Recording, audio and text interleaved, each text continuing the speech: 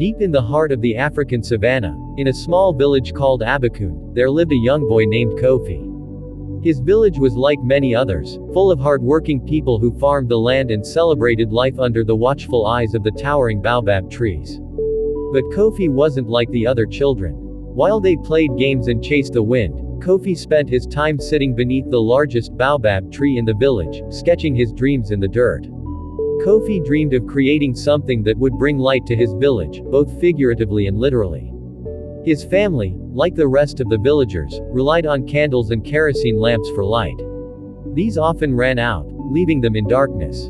At night, Kofi would look up at the stars and imagine a world where his village could glow like the distant cities he had only heard about. But Kofi's ideas were often met with laughter. Dreams don't feed the stomach, Kofi, the elders would say. Why waste time on fantasies when the fields need tending? Even his closest friends doubted him, though they admired his determination. Undeterred, Kofi spent his free moments observing the world around him. One day, as he watched the baobab tree sway in the wind, an idea struck him.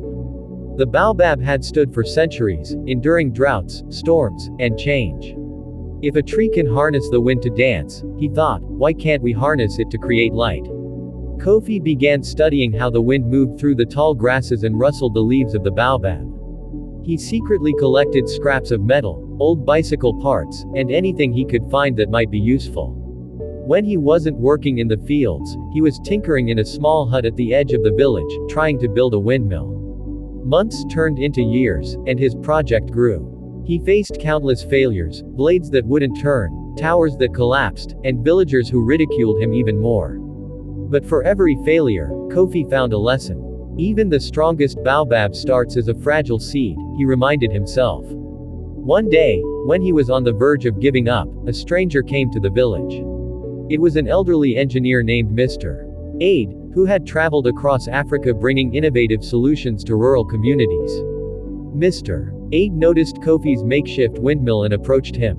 This, he said, pointing at the crooked structure, has potential. Show me what you've done. Kofi poured his heart out, explaining his vision and the challenges he had faced.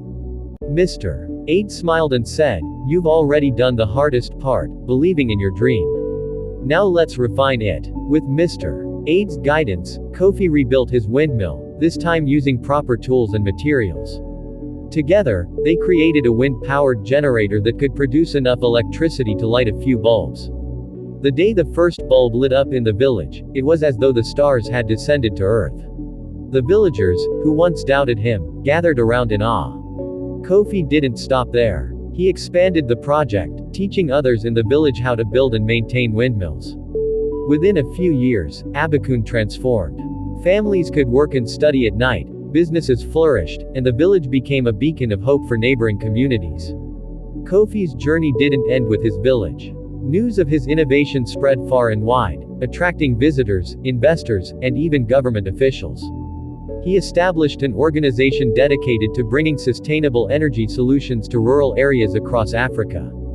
Through it all, Kofi remained humble, always attributing his success to the lessons he learned from the baobab tree. When the wind blows, some see chaos, Kofi would say in his speeches. But I saw opportunity. Remember, every storm carries a seed, and every challenge holds the power to illuminate the world.